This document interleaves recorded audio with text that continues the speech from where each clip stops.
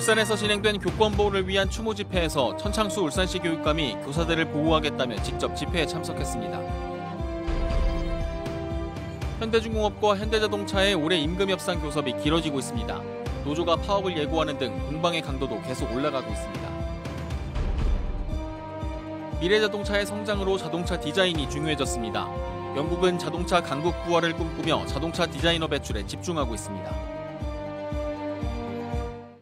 여러분 안녕하십니까? 9월 4일 뉴스데스크 울산입니다.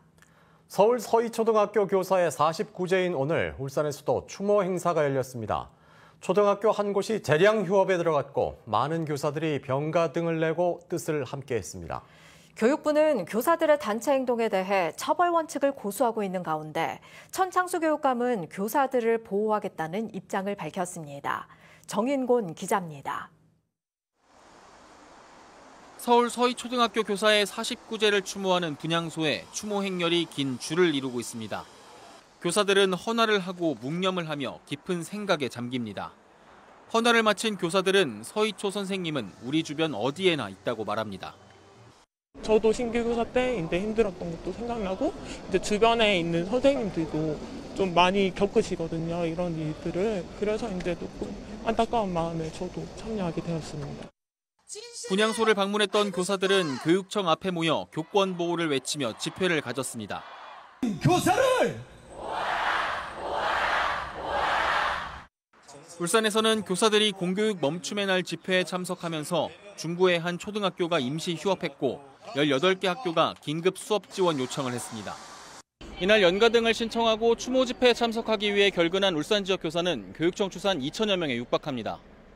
교육부는 전국 동시다발적으로 벌어지는 교사들의 집단 행동에 대해 해임과 같은 징계도 가능하다며 강경한 입장인 반면 천창수 울산시 교육감은 집회에 참석해 서희초 교사를 애도하고 교사들의 교권 회복을 지지하며 대립각을 세웠습니다. 추모가 불법이 될 수는 없습니다. 저는 제 권한과 의무를 다해 어떤 경우에도 쌤들 지킬 것입니다. 교육부는 징계를 하겠다는 기존 원칙을 거듭 강조하고 있는 가운데 울산 등 일부 지역은 교육감이 교사들을 지지하고 나서며 교육부와 교사들의 갈등이 더욱 고조될 전망입니다. MBC 뉴스 정인곤입니다.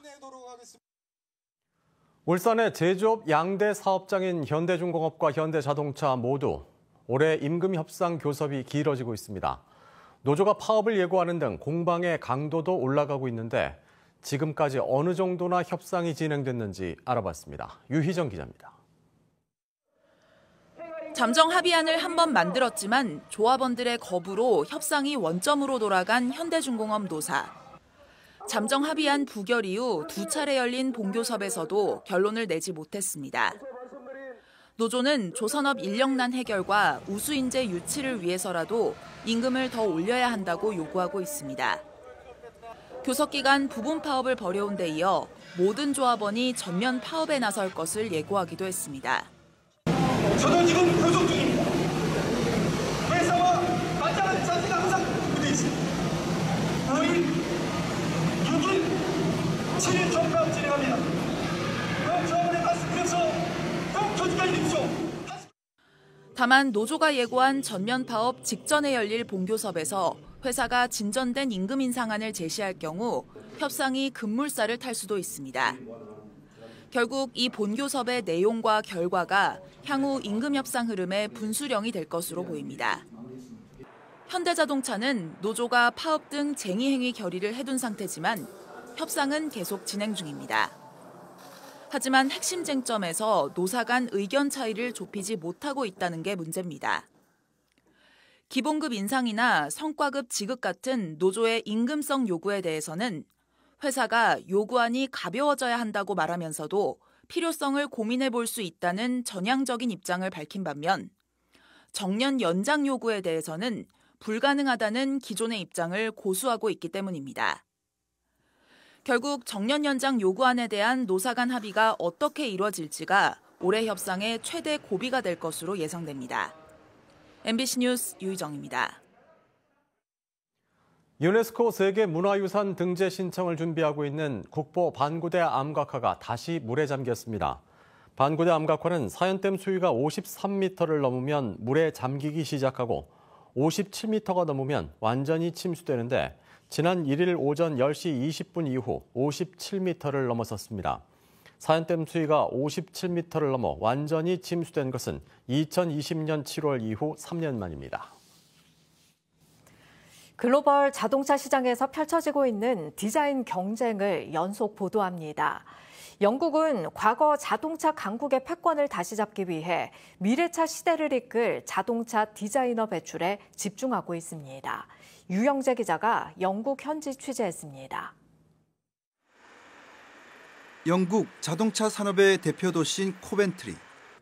1900년대 초반부터 제규와 랜드로버, 롤스로이스, 에스턴 마틴 등 영국의 자동차 회사들이 이곳에 공장을 세웠습니다. 영국 자동차 산업의 중심에 코벤트리 대학교가 있습니다. 1843년 코벤트리 디자인 대학으로 세워져 180년 넘게 영국의 산업 디자인을 이끌고 있습니다. Coventry traditionally was the center of car manufacturing in the UK, and so that's why the course was originally set up 50 years ago to provide designers for those studios. 영국의 왕립예술대학, 산업 디자인 분야에서 자타가 공인하는 세계 최고의 교육기관입니다. 전 세계 80개가 넘는 국가에서 온 인재들의 집합소인 이유입니다. 특히 자동차 디자인의 가장 큰 강점을 드러내고 있습니다. Famous college, people like from my perspective, it's very attractive. I love to do this kind of research and what will cars will be in the future. It's kind of amazing. 이 대학은 메이저 자동차에서 활약하는 자동차 디자이너들을 대거 배출했습니다. The last couple of years since the name changes, we're getting a lot of companies going off and being kind of going to startup companies for new mobility solutions and going in at quite senior levels almost immediately from college, which is quite interesting. 이제 자동차 디자인이 대변혁기를 맞고 있습니다. 전기차를 필두로 미래 자동차가 성장하면서 디자인을 입은 자동차가 시대를 이끄는 트렌드가 되고 있습니다. 미래 디자이너들이 자동차 디자인 혁신을 이끌겠다는 당찬 꿈을 이곳 영국에서 키워나가고 있습니다. MBC 뉴스 유영재입니다. KD 탱크터미널이 375억 원을 들여 바이오 디젤 생산 공장을 온산공단에 건립합니다. KD 탱크터미널은 오늘 울산시와 투자양해 각서를 체결하고 9만 톤 규모 바이오 디젤 생산 공장을 이달 착공해 내년 10월에 준공할 예정입니다. 바이오 디젤은 식물성 기름이나 동물성 지방을 활용해 만든 친환경 연료로 석유 제품과 화학적으로 유사해 기존 내연기관 구조 변경 없이 사용할 수 있습니다. 중구가 대규모 제조업 공장이 없는 지역 특성을 고려해 전통시장과 상점가를 중심으로 지역경제 활성화를 추진합니다. 중구는 기존 목요일부터 일요일까지 운영하던 울산 큰애기 청년야시장의 운영 요일을 화요일에서 일요일로 늘리고 판매대를 추가 설치합니다. 또 타와종합시장에는 내년 7월 준공을 목표로 아케이드를 추가 조성하고 학성 새벽시장에는 온라인 판매망 구축 등을 통해 전통시장 현대화에 나선다는 계획입니다. 울주군 두서면에 추진 중인 거점형 공공 타운하우스 조성 사업이 장기 지연되고 있습니다. 울주군에 따르면 당초 올해 말 완공 예정이었던 두서면 공공 타운하우스 조성 사업이 보상 절차 지연과 사업비 증가로 완공 시점이 2026년 이후로 늦춰집니다. 두서면 공공 타운하우스 조성 예산은 금리 인상과 자재값 상승 등으로 기존 430억 원 규모에서 580억 원으로 증가해 사업비 편성을 위해 울주군의 투자 재심사와 정부의 타당성 재조사 절차도 밟아야 합니다. 울산시 보건환경연구원이 여름철 다중이용시설을 대상으로 급성 호흡기균인 레지오넬라균을 집중 검사한 결과 다수의 시설에서 균이 검출됐습니다. 연구원은 백화점, 대형 쇼핑센터, 철도 역사, 대형 목욕탕, 병원 등 다중이용시설 101곳을 검사한 결과 18건에서 레지오넬라균이 검출됐다고 밝혔습니다. 레지오넬라증은 주로 여름철에 발생하는 급성 호흡기 질환으로 연구원은 청소와 소독 후 진행된 재검사에서는 균이 검출되지 않았다고 설명했습니다. 울산 MBC가 창사 54주년 특집으로 지난해 방송한 UHD 2부작 다큐멘터리 5개의 다이아몬드가 오늘 서울에서 열린 한국방송대상 시상식에서 지역 다큐멘터리 TV 부문 작품상을 받았습니다. 울산 MBC 설태주 보도국장이 연출한 5개의 다이아몬드는 천전리와 반구대 암각화 속 문양의 비밀을 밝히기 위해 전 세계 8개 나라를 탐사해 인류 공동의 가치관을 담은 작품으로 반구대 암각화 세계 문화유산 등재 추진에 크게 기여했다는 평가를 받았습니다. 도박 빚을 지게 되자 강도와 사기 행각을 벌인 30대 남성에게 실형이 선고됐습니다. 울산지방법원 제11형사부는 특수강도 미수와 사기 혐의 등으로 기소된 38살 남성 A씨에게 징역 2년을 선고했습니다. A씨는 지난 5월 북구의 한 새마을금고에서 직원을 위협해 돈을 빼앗으려다 실패해 달아났고 지난 1월에는 지인에게 4,200만 원을 빌려달라며 받아 가로챈 혐의로 기소됐습니다. 재판부는 A씨가 도박 등에 무분별하게 돈을 쓰다 중대한 범죄까지 저질렀고 피해 회복도 되지 않아 실형을 선고한다고 밝혔습니다. 지난해 울산시와 5개 구군에서 하루 평균 2건이 넘는 악성 민원이 발생한 것으로 나타났습니다. 지난해 울산 지역에서 발생한 악성 민원은 모두 759건이며 이 중 방문 소란이 절반에 가까운 381건으로 가장 많았고 다음은 폭언과 협박, 폭행, 성희롱 등이었습니다.